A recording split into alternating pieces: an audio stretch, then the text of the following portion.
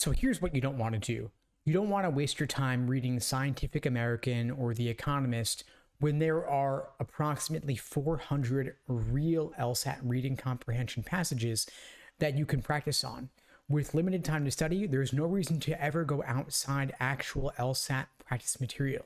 If you had 3 years, maybe that's a different story, but if you're taking the LSAT within the next year and there are about 100 practice tests, that means that even if you were to do 2 practice tests a week, that would eat up the entire year for you. So I hope this helps you realize don't go beyond the actual LSAT material.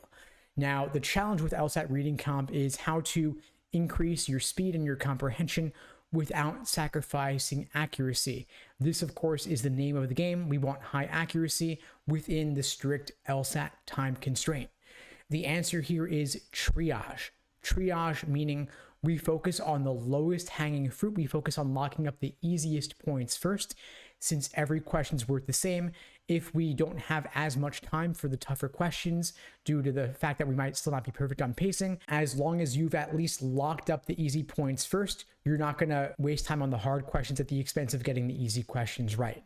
Now, that being said, of course, I want you to get everything right because I want you to score in the 170s or hit the ideal goal of 180. So how do you get there? You get there by working on your accuracy, then your pacing, then your endurance. Accuracy starts with an LSAT reading comp knowing what is the main idea, what is the author's opinion. We have to start there. If you don't even know what the main idea is, of course, the passage is going to be an uphill battle. So make sure, first and foremost, that you can develop the ability to identify the main idea of the passage, the author's opinion, everything general and global in nature. So main idea, primary purpose, passage organization, what is the tone of the passage, how would the author title the passage? If they could leave you with just one central idea, what would that be and why? The details, the supporting examples, you want to save those for later. You want to know where they are so that you can find them when you need to. But if you want to increase your speed and you want to increase your comprehension of the passage, that starts with just locking down the main idea. The details, you can always go back for those later. And to this end, we want to make sure that we're approaching the questions in the order that makes sense for us. When you have about 7 questions in the passage, there is no reason to just do them in the order given to you. You can take ownership of the process by approaching the questions in the order that makes sense for you, which in my view would be everything global in nature, the main idea, for example, the primary purpose, the author's opinion. You knock those out first. Then you do all the local questions next that require going back to the passage to find the details. And finally, you save the inferential questions for last. What do I mean by inferential? I mean the questions that require a bit more reading between the lines. What would the author be most likely to agree with, for example? Or if you're solving questions that are a bit more like logical reasoning, like strengthen or weaken or parallel, those are a bit more nuanced, a bit tougher.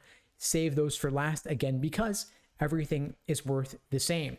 Now, if you really struggle with speed, and you especially struggle with reading on a screen, I have 2 ideas for you. One idea is don't bother reading on a screen. Get accommodations to take the LSAT on paper if you might qualify for them. So just exit that scenario entirely. However, if you are taking the LSAT on the computer, meaning you're going to be reading on a screen, there are some tools you can use to help you increase your reading speed.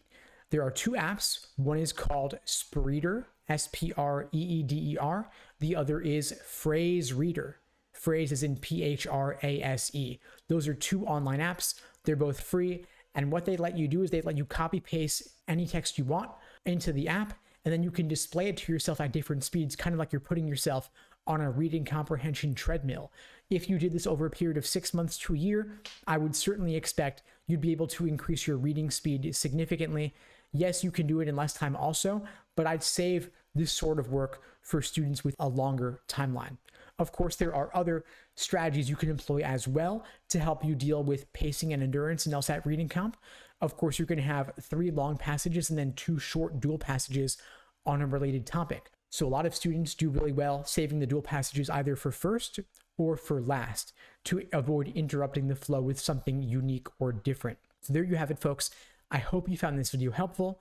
These strategies I shared here are just a handful of the ones I share inside the LSAT Unplugged prep course, where we offer live online classes via Zoom, on-demand video courses, small group coaching, and one-on-one coaching. You can check out the links below the video to find out more and to book a call with me and my team. We'd be glad to help you out. And if you found the video helpful, please do me a favor and share it with someone who needs to see it.